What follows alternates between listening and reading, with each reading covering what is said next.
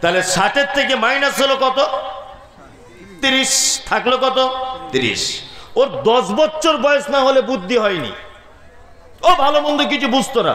10 বছর আগে কোনো শিশু ভালো মন্দ বোঝে? বোঝে না। তাহলে আরো 10 মাইনাস থাকলো কত? 20 বছর। 20। আবার এইদিকে যখন বুড়ো হয়ে যাবে, 5 বছর চোখে কম দেখবে, লাঠি নিয়ে ঘুরবে, বুদ্ধি টুদ্ধি কম হয়ে যাবে, এই একে একটা কথা বলতে গিয়ে ওকে বলে ফেলবে ভুল করে, আরো 5 বছর মাইনাস করে দেন, থাকলো 15 বছর। এই 15 বছরের ভিতরে ওর ব্যবসা, এই 15 বছরের ভিতরে ওর বিবাহিত জীবন, এই 15 বছরের ভিতরে ওর পেচ্ছাপ পায়খানা, এর 15 বছর ভিতরে ওর গোসল করা, এই 15 বছর ভিতরে ওর শিক্ষা অর্জন করা, এই 15 বছর ভিতরে ওর ব্যবসা, ওর চাষাবাদ, সব কিছু রয়েছে। আচ্ছা, আল্লাহ সুবহানাহু ওয়া তাআলা বলছেন যে মানুষকে শুধুমাত্র পাঠানো হয়েছে ইবাদত করার জন্য। তাহলে আল্লাহর জন্য কত টাইম আমরা বার করেছি বলে মনে হয়? বার হয়েছে? হয়নি। হিসাব করে দেখুন, যে উদ্দেশ্যে আমাকে পাঠানো হয়েছে সেই উদ্দেশ্যের জন্য আমি কতটা টাইম দিলাম? কোনোদিন ভেবেছেন আপনি? ভাবেননি। এবার আপনাকে বুঝে নিতে হবে যে আসলেই ইবাদত কাকে বলে। এই ব্যাপারটা যতক্ষণ পর্যন্ত জানতে না পারবেন, আপনি ততক্ষণ পর্যন্ত বেঁচে থাকার যে একটা স্বাদ, এই স্বাদ আপনি পাবেন না। কি বলছি বুঝতে পারছেন? প্রতিটা জিনিসে যতক্ষণ না পর্যন্ত তার উপকার কি, তার পদ্ধতি কি, এইটা যতক্ষণ না পর্যন্ত আপনি জানতে না পারবেন, আপনার বেঁচে থাকার কোনো রকমের তৃপ্তি আপনি পাবেন না। নাম্বার 1, আপনাকে একটা অন্য জিনিস দিয়ে আমি বোঝাই। আচ্ছা, আমরা নামাজের আগে সবাই অজু করি, অজু করি না? করি। অজু করি, হাত ধুই, পা ধুই, কুলি করি, মাসা করি, মুখমণ্ডল ধৌত করি, সবকিছুই করি, অজু করি। শীতকালে অজু কেমন করি? শীতকালে দেখবে মানুষ পানি একটু কম ব্যবহার করতে চায়। কেন চায়? কনকনে শীত, মসজিদের পানি খুব ঠান্ডা, সারা রাত ছিল ট্যাঙ্কির ভিতরে, ও কি করছে? শটাম করে এদিক ওদিক করে দিয়েই মসজিদে চলে যাচ্ছে। অজু করছে কিন্তু অজু করে তৃপ্তি পাচ্ছে না। ওই লোকটা তৃপ্তি কখন পাবে জানেন? যখন ওই লোকটা এই কথাটা ভেবে অজু করবে যে আল্লাহ নবী সাল্লাল্লাহু আলাইহি ওয়াসাল্লাম বলেছেন, একটা মানুষ যখন অজু করে তার হাত দিয়ে যে পানিটা ঝরে পড়ে, এই পানির দ্বারাতে তার পাপগুলো ঝরে যায়। একটা মানুষ যখন মুখমণ্ডলটা ধৌত করে, তার দাড়ি দিয়ে যে পানিটা ঝরে যায়, এই দাড়ি দিয়ে পানি ঝরার সাথে সাথে তার পাপগুলোকে ঝরিয়ে দেওয়া হয়। এবার বলুন, একটা লোক যখন বুঝতে পেরে যাবে যে আমার হাতের সাথে আমার গুনাহগুলো ঝরে যাচ্ছে, একটা লোক যখন বুঝতে পেরে যাবে আমার দাড়ি থেকে পানি ঝরছে মানে আমার পাপগুলো ঝরে যাচ্ছে, আচ্ছা বলুন তো সে পানি ইচ্ছা করে বেশি ব্যবহার করবে না কম? বেশি। এতক্ষণ কম করছিল কেন? ও জানা ছিল না, তাই ওই জন্য তৃপ্তি পাচ্ছিল না। আমরা নামাজ পড়ি, আমাদের নামাজে তৃপ্তি নেই। কারণ কি বলুন তো? আমরা বেসিক নামাজের কয়েকটা জিনিস বুঝি না। এই কারণে আমরা নামাজে বা সলাতে কি করি? তৃপ্তি পাই না। আমরা সেজদাতে যাচ্ছি 3 বার, শুধুমাত্র 3 বার সুবহান রাব্বিয়াল আলা, সুবহান রাব্বিয়াল আলা, সুবহান রাব্বিয়াল আলা, আল্লাহু আকবার। আবার উঠে বললাম সেজদা থেকে, তাই না? আল্লাহ সুবহানাহু ওয়া তাআলা কি বলছেন পবিত্র আল কোরআনে? অসজুদ ওয়াক্তারিব। বান্দা, তুমি যখন একেবারে সেজদাতে লুটিয়ে পড়ো, তুমি যখন সেজদাতে লুটিয়ে পড়ো, আমি আল্লাহ তোমার নিকটে চলে আসি। আচ্ছা বলুন, আপনি যখন বুঝতে পারবেন যে এই কথা আপনার মনের ভিতরে যখন জাগবে যে আমি এখন সেজদাতে আছি, মানে আল্লাহ আমার একেবারেই কাছে, আমি আল্লাহর দরবারে সেজদায় লুটিয়ে পড়েছি, বলুন তার উঠতে ইচ্ছা করবে? করবে? করবে না।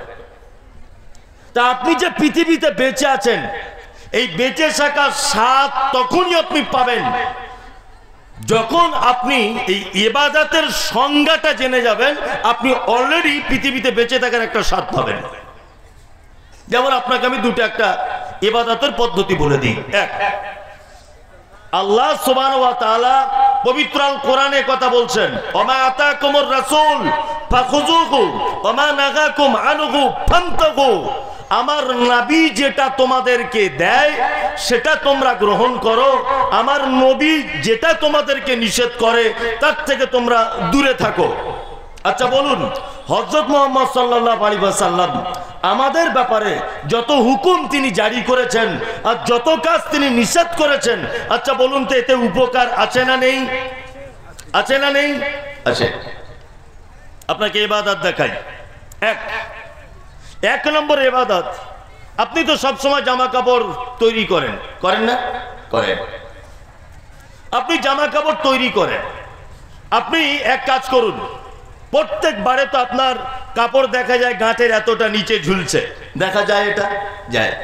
আপনি কালকে দর্জির কাছে গিয়ে যে জামাটা কাটাবেন বা যে প্যান্টটা কাটাবেন, আপনি অবশ্যই দর্জিকে বলুন যে দর্জি সাহেব, আপনি যে প্যান্টটা আমার তৈরি করবেন এটা যেন গাঁটের 4 আঙ্গুল থেকে 5 আঙ্গুল উপরে যেন হয়, 4 আঙ্গুল থেকে 5 আঙ্গুল। এখন দর্জি আপনাকে কিন্তু একটা কথা আবার বলবে, কি বলবে? যে আপনি তো কোনোদিন এর আগে এরকম প্যান্ট কাটতেন না। তখন আপনি বলুন, গাঁটের উপরে কাপড় পরতে বলেছেন আমাদের নবী মুহাম্মদ সাল্লাল্লাহু আলাইহি ওয়াসাল্লাম। নবী পড়তে বলেছেন বলে যদি আপনি গাঁটের উপরে যদি আপনি পড়েন, অবশ্যই আপনার ওই প্যান্ট তৈরি করাটা একটা ইবাদত, কারণ ওখানে আপনি নবীর কথা অনুযায়ী প্যান্টটা বানাচ্ছেন। গাঁটের উপরে প্যান্ট পরার একটা বৈজ্ঞানিক তথ্য আছে, মারাত্মক। এটা আপনি গুগলে সার্চ করে দেখতে পারবেন, মারাত্মক। এখনকার যুবকদের সেক্স পাওয়ার, যৌবনের শক্তি হারিয়ে যাচ্ছে। ওই জন্য দেখবেন রাস্তাঘাটে যত যা কিছু পাওয়া যায় তার থেকে বেশি হার্বাল চিকিৎসার ডাক্তারদের অ্যাডভার্টাইজ দেখতে পাওয়া যায়। আশীর্বাদ হার্বাল, ওই অমুক হার্বাল, নারী পুরুষ যৌবনের অক্ষমতা, ডাক্তার বাবুর সাথে গোপনে কথা বলুন, দেখবেন ট্রেনে বাসে সব জায়গাতে অ্যাডভার্টাইজ যৌন দুর্বলতা দেখতে পাওয়া যায় কি যায় না? যায়, যৌন দুর্বলতা। আমি মোবাইলের বিভিন্ন ওয়েবসাইটে, কম্পিউটার ল্যাপটপের বিভিন্ন ওয়েবসাইটে গিয়ে দেখি যে মুহাম্মদ সাল্লাল্লাহু আলাইহি ওয়াসাল্লাম গাঁটের উপরে কাপড় কেন পরতে বলেছেন, বিজ্ঞান মতামত কি দিচ্ছে একবার দেখা যাক। আশ্চর্য হলাম, বৈজ্ঞানিকদের মতামত হচ্ছে এই যে মানুষের শরীরের এই জায়গায়, এই গাঁটের এই জায়গাতে এক রকমের হরমোন থাকে, এক রকমের হরমোন থাকে, যে হরমোনটার কাজ হচ্ছে মানুষের যৌবনের ক্ষমতাকে বাড়িয়ে তোলা।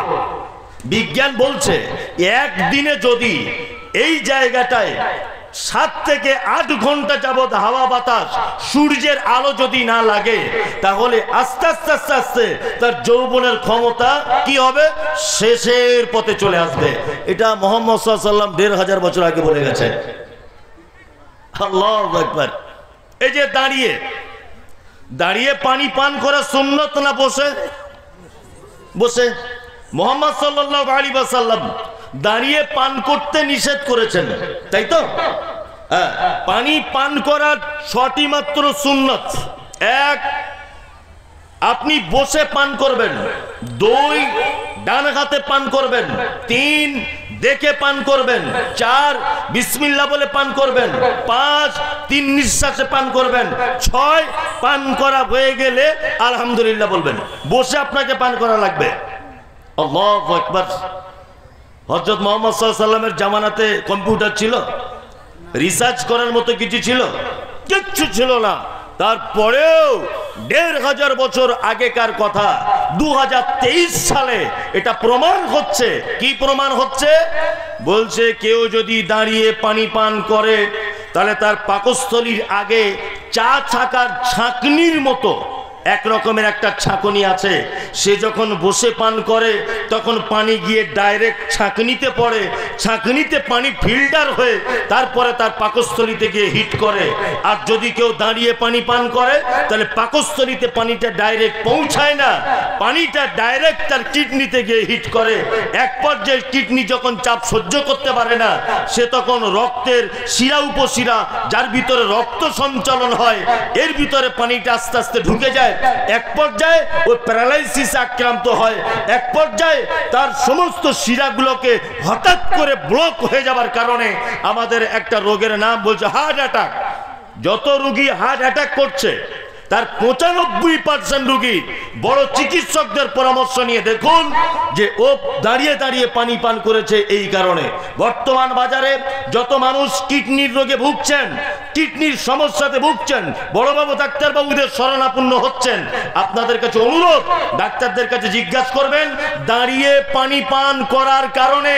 এটা বৈজ্ঞানিক তথ্য যে একটা মানুষের কিডনি এত ড্যামেজ হয়ে যাবে যে 2-5 বছর যদি একটা মানুষ দাঁড়িয়ে পানি পান করে এক পর্যায়ে সে মারা যেতে পারে, এক পর্যায়ে সে মারা যেতে পারে। তার মানে মুহাম্মদ সাল্লাল্লাহু আলাইহি ওয়াসাল্লাম আমাদের জন্য যেটা বলেছেন সেটা অবশ্যই উপকার আছে না নেই?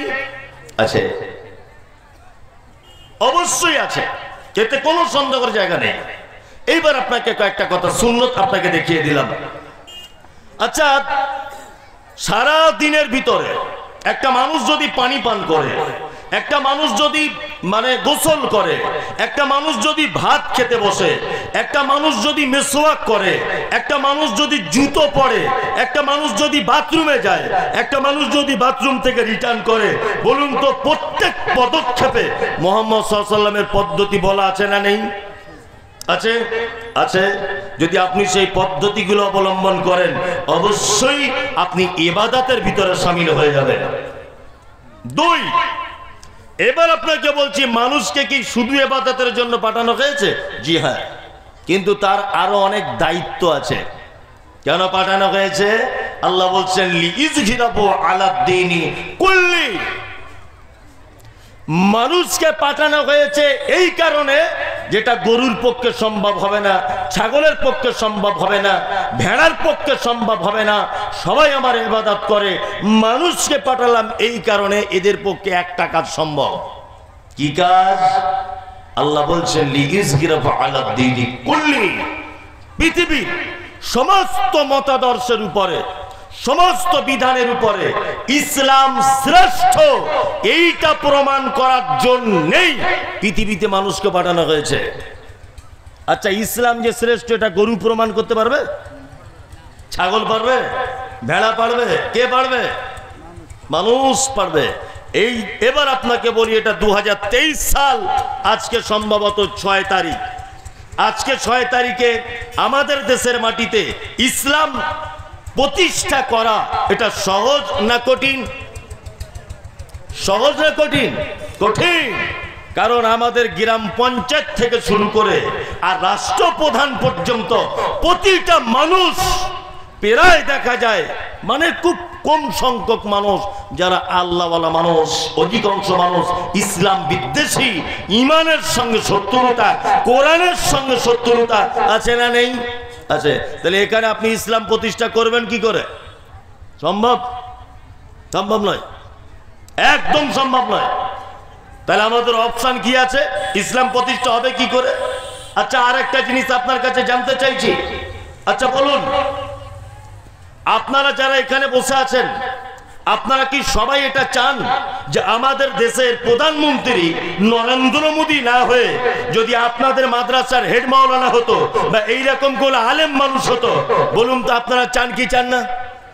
চান তো সবাই যে আলেম মানুষ হোক, তাই না? হযরত আবু বকরের মতো লোক হোক, চান না? পশ্চিম বাংলার মুখ্যমন্ত্রী মমতা ব্যানার্জি যদি না হয়ে খাদিজার মতো একজন ইমানদার আল্লাহওয়ালী মহিলা যদি মুখ্যমন্ত্রী হতো, তাহলে আপনারা কার পক্ষ নিতেন? খাদিজার মতো মহিলাটার, তাই না? আপনারা চান যে হাদিস কোরআন অনুযায়ী দেশ চলুক, তাই তো? এটা চান কি চান না? চান। গোলাম হোসেন, ওরে পাগলা তার গাছে ধরে না, খেপা কি আর গাছে ধরে? গাছে ধরে না। ইসলাম প্রতিষ্ঠা করবে, ও এই কাম থেকে নরেন্দ্র মোদীকে গালাগালি করছে, শালা অমুকের বাচ্চা অমুক, বাবরি মসজিদ ভেঙে দিয়েছ, অমুকের বাচ্চা অমুক, ত্রিপুরাতে মসজিদ ভেঙে দিয়েছ। তুমি এইখানে মালদা জেলাতে বসে দেশের সরকারকে, রাজ্যের সরকারকে গালাগালি করছ। একটা যদি হাদিস কোরআনের বিপক্ষে কোনো কিছু হয়ে যায়, গালাগালি দিচ্ছে না? দিচ্ছে। কিছুদিন আগে সোশ্যাল মিডিয়া তোলপাড়, বলছে পুজো মণ্ডপে 300 কোটি টাকা খরচা হয়েছে। রাজ্য সরকার প্রতিটা ক্লাবকে আর পুজো মণ্ডপকে যা টাকা দিয়েছে 300 কোটি টাকা দেওয়া হয়েছে। 30% মুসলিম যদি ভারতবর্ষে বসবাস করে, অর্থাৎ 30% আমরা যদি ভারতবর্ষে থাকি, তাহলে ও যদি 300 কোটি টাকা পায়, তাহলে আমি মমতাজুল ইসলাম, আপনি শফিকুল, আপনি আশরাফুল, আব্দুল করিম, আব্দুর রহমান, আমাদের ভাগে কত টাকা? 100 কোটি টাকা। আমাদের টাকাটা কোথায় গেল? এটা আমাদের জানতে ইচ্ছা করে কি করে না? তুমি যেমন ট্যাক্স দিয়ে বসবাস করো, আমিও তো এদেশে ট্যাক্স দিয়ে বসবাস করি, করি না? শুনলাম দীঘাতে নাকি একটা মন্দির তৈরি করা হচ্ছে, বলছে খরচা কত? 1000 কোটি টাকা খরচা। দীঘার মন্দির তৈরি করতে হবে, পরিকল্পনা চলছে না কাজ শুরু হয়ে গেছে এখন আর নিউজে দেখতে পাই না। 1000 কোটি টাকার যদি মন্দির তৈরি করা হয়, বলুন তো ওখানে 300 কোটি টাকার একটা মসজিদ করা লাগবে কি লাগবে না? লাগবে, লাগবে। যখন মন্দিরের ঘোষণা হলো, তখন মুসলমান যুবক যুবতী সোশ্যাল মিডিয়াতে তোলপাড় করে দিল, বেঈমান, অমুক তমুক, আমাদের কেন মসজিদ হবে না বল, অনেক কিছু। তার মানে আপনারা চান যে এই সমস্ত লোকগুলো চলে গিয়ে একজন ইমানদার লোক দায়িত্বে আসুক, তাই তো? তাই। আল্লাহু আকবার। এবার আপনাকে একটা কথা বলি, আপনি যে দেশে বসবাস করেন সেই দেশের একটা প্রধানমন্ত্রী আছে, আছে না? আপনি যদি ওই লোকের বিপক্ষে পদক্ষেপ গ্রহণ করেন, আপনাকে অ্যারেস্ট করা হবে কি হবে না? হবে। এই মাদ্রাসার বানাতে এই 14 জন শিক্ষিকা মানে শিক্ষক বা শিক্ষিকারা আছেন, এনারা যদি কমিটির লোকের বিপক্ষে কথা বলেন, সভাপতির এগেইনস্টে যদি পদক্ষেপ গ্রহণ করেন, চাকরি থাকবে? থাকবে? থাকবে না। তার মানে বোঝা যাচ্ছে যে প্রত্যেক দায়িত্বশীল মানুষের দায়িত্ব ছাড়াই তার অধীনস্থর মানুষেরা যদি কোনো কাজবাজ করে, তাদের কাজ টিকবে না। টোটাল যে বডিটা, পায়ের রোগ থেকে নিয়ে মাথার চুল পর্যন্ত, আচ্ছা বলুন তো টোটাল বডিটা, এটা একটা গ্রাম, এটা একটা রাজ্য, এটা একটা মানে কি বলবো দেশ বলতে পারেন।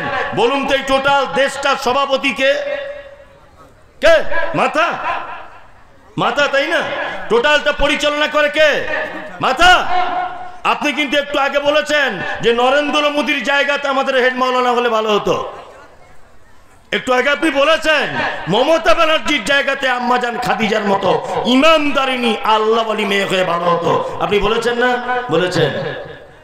এটাও বলেছেন সেক্রেটারি সভাপতির কথা না শুনলে চাকরি থাকবে না, এটাও আপনারই কথা। এবার আপনাকে বলছি, পায়ের নখ থেকে মাথার চুল পর্যন্ত টোটাল বডিটা সভাপতিকে পরিচালনা করে কে? মাথা, তাই না? এবার বলছি সুদ, এটা জায়েজ না না জায়েজ? না জায়েজ, হারাম। আপনি কাল সকালবেলাতে সুদের টাকা গ্রহণ করছেন, আপনার মাথা বারবার বলছে মমতাজুল ইসলাম কালকে বলে গেছে সুদ হারাম, কোরআন বলছে সুদ হারাম, সুদ খাওয়া যাবে না। আচ্ছা, আপনি কোনো একটা কাজের জন্য খারাপ রাস্তাতে হেঁটে হেঁটে যাচ্ছেন, আপনার মাথা বারবার বলছে আপনার পাকে, এই কখনো এই রাস্তা দিয়ে হেঁটে যাওয়া যাবে না। কারণ কি? কারণ এই রাস্তাটা ভুল পথে চলে যাচ্ছে। তাই এই আপনি কোনো জিনিস খাচ্ছেন, বারবার আপনার ব্রেন বলছে এই জিনিসটা খাওয়া যাবে না, এটা কোরআন মাজিদে মানা, এটা হাদিসে মানা। আচ্ছা, এখানে যত লোক বসে আছেন, একটা লোক বলুন তো যে আমার সেক্রেটারি যা বলেছে, আমার মাথা সভাপতি যা বলেছে, আমি এক সপ্তাহ আমার গোটা বডিটাকে পরিচালনা করতে পেরেছি হাদিস এবং কোরআন অনুযায়ী।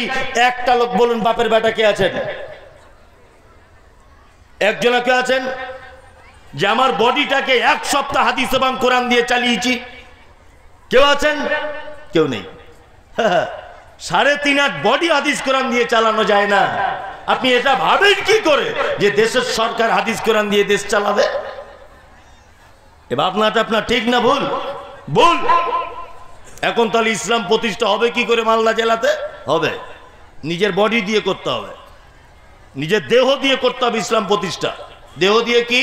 কোন জায়গাতে রোদ্দুরে দাঁড়িয়ে আছেন, লাইন দিচ্ছেন, কোন একটা ফর্ম ফিল আপ করছেন, 100 জনের লাইন, পিপাসায় মানুষ পানির বোতল এনে পানি পান করছে, সবাই দাঁড়িয়ে দাঁড়িয়ে পানি পান করছে। আচ্ছা বলুন, আপনি যদি সেখানে এক বোতল পানি নিয়ে বসে বসে পান করেন, আর একটা মানুষ যদি আপনাকে বলে এতজন মানুষ সবাই দাঁড়িয়ে পানি পান করে, আপনি কেন বসে পানি পান করছেন? আপনি এই কথা যদি বলেন যে বসে পানি পান করতে মুহাম্মদ সাল্লাল্লাহু আলাইহি ওয়াসাল্লাম বলেছে, বলুন তো এই বসে পানি পান করার কারণে আপনাকে জেলে ভরা হবে? হবে? হবে না। তাহলে এই সুন্নতটা অন্তত পক্ষে প্রতিষ্ঠা করা সম্ভব না অসম্ভব? সম্ভব, সম্ভব। অনেক মানুষের দাড়ি নাই, মুখে দাড়ি নাই। আচ্ছা বলুন, কেউ যদি এখন দাড়ি রাখে তাকে অ্যারেস্ট করা হবে? হবে? হবে না। কিছু লোক আছে না, ওই সিং ভেঙে দিয়ে বাছুরের দলে ঢোকালো, হ্যাঁ, চামড়া গুটিয়ে কিসমিসের মতো হচ্ছে, এদিকে দেখছি কালো করে বসে আছে। এইগুলো মানে কি বোঝাতে চাইছে? যে আমার বয়স কমছে না বাড়ছে? পাগল কোথাকারে। চুল কালো করে বসে আছে, দাড়ি চেয়েছে, এমন করে আছে মনে হচ্ছে 17 বছরের ছেলে। তোমার চামড়া বুঝে যায় না? তোমার পা ফেলা দেখলে বোঝা যায় না তুমি কত বছরের চিজ? বোঝা যায় না? এটা দিন রাত দাড়ি চাচ্ছেন, চুলে কালো কলপ করছেন, এক ওয়াক্তে নামাজ পড়ছেন না, গাঁটের নিচে কাপড় পরছেন। এগুলো আমরা করি কি করি না? করি, অবশ্যই করি। আল্লাহু আকবার, অবশ্যই আমি আপনি করি। আচ্ছা বলুন, গাঁটের উপরে কাপড় পরলে কেউ মামলা করবে আপনার নামে? দাড়ি রাখলে করবে? আপনি যদি বলেন আমি সুদ খাবো না, কেউ মামলা করবে? আপনি যদি বলেন যে আমার ছেলে নামাজ না পড়লে পাছার চামড়া তুলে দিব, আপনার ছেলেকে যদি আপনি শাসন করেন, বলুন তো গ্রামের পঞ্চায়েত আপনার বিরুদ্ধে পদক্ষেপ গ্রহণ করবে না? তাহলে আপনি ইসলাম কোথায় প্রতিষ্ঠা করতে যাচ্ছেন? কোথায়? আগে নিজের পরিবারে ইসলাম প্রতিষ্ঠা করুন, এই অপশন খোলা আছে। আগে নিজের বডিটাকে কন্ট্রোল করুন, নিজের হাতকে হাদিস কোরআন দিয়ে চালান, নিজের চোখকে হাদিস কোরআন দিয়ে চালান, নিজের পাকে হাদিস কোরআন দিয়ে চালান। এটা সম্ভব না অসম্ভব? সম্ভব। আল্লাহ সুবহানাহু ওয়া তাআলা তারপর আবার বলছেন আমাদেরকে কি কারণে পাঠানো হয়েছে। এক, আল্লাহ তাআলা আবার বলছেন লিয়াবলুয়াকুম আইয়ুকুম আহসানু আমালা। তোমাদেরকে পাঠিয়েছি পৃথিবীতে কিছু ভালো আমল করার জন্য, উত্তম আমল করার জন্য। আমি তোমাদের পৃথিবীতে পাঠিয়েছি, আমার কাছে যখন আসবে তোমাদেরকে পরীক্ষা করব যে ভালো আমল কে করেছে। তার মানে বোঝা যাচ্ছে আমলের ভিতরেও কিছু মন্দ আমল ঢুকে আছে, আছে না? তার মানে আমলেও গোলমাল আছে না নেই? আছে, আছে। আমলে যে কত গোলমাল এ ব্যাপারে বলতে গেলে তো একেবারে ধুয়ে দেওয়া যাবে, কিন্তু ওটা আমি আর বলছি না আমলে কত গোলমাল। আপনার সঙ্গে আমার কয়েকটা কথা, সেটা হচ্ছে এই যে কটা ভালো আমল বলে দিচ্ছে, আপনি ভালো আমলগুলো করার চেষ্টা করবেন ইনশাল্লাহ। ইনশাল্লাহ, ইনশাল্লাহ। আমাদের পৃথিবীতে পাঠানো হয়েছে কিছু ভালো আমল করার জন্য, ইনশাল্লাহ আমরা করব। কারা কারা করবেন? হাত তুলুন তো, বুঝে হাত তুলিয়েন, হুঁশ মোটা করে তুলিয়েন না, ফালতু আপনি করতে পারবেন না? পারবেন ইনশাল্লাহ। চলুন আপনার উদ্দেশ্যে কয়েকটা ভালো আমল বলে দিই। এক, আল্লাহ বলছেন ইয়া আইয়ুহাল্লাযীনা আমানু ইন্নামাল খামরু ওয়াল মাইসিরু ওয়াল আনসাবু ওয়াল আযলামু রিজসুম মিন আমালিশ শাইতান ফাজতানিবুহু লাআল্লাকুম তুফলিহুন। আল্লাহ বলছে তোমরা যারা ঈমানের স্বীকৃতি প্রদান করেছো, অর্থাৎ তোমরা যারা ঈমান নিয়ে এসেছো, আমি আল্লাহ বলছি তোমাদের জন্য মদকে হারাম করে দেওয়া হয়েছে। কোশ্চিন কালেও তোমরা মদের ধারে পাশে যাবে না, মদ চিরজনমের মতো হারাম। ইনশাআল্লাহ খাবো না কেউ। ও বাবা, হাত তুলে দিয়েছে। আসলে তো আপনি গেঁড়া কল বুঝেন না। গেঁড়া কল বুঝেন? গেঁড়া কল বুঝেন না। এই মদ কাকে বলে সেটা আগে বলুন। আমরা কি মনে করি, 4-5 জন বন্ধু বান্ধব এক জায়গাতে বসে ওই মানে একটু চপ চানাচুর মুড়ি জুত করে চাট করে বানিয়ে ঢক ঢক ঢক ঢক করে খেয়ে নিলাম, ডান দিকের পা বাম দিকে ফেললাম, বাড়ি বউকে ভাবি বলে ডাকলাম, দরজা উল্টো দিকে খুললাম, আমরা ভেবেছি মনে হয় এই হচ্ছে মাতাল আর এটা হচ্ছে মদ, তাই না? চলুন নবীজি কি বলছেন, মদ কাকে বলে?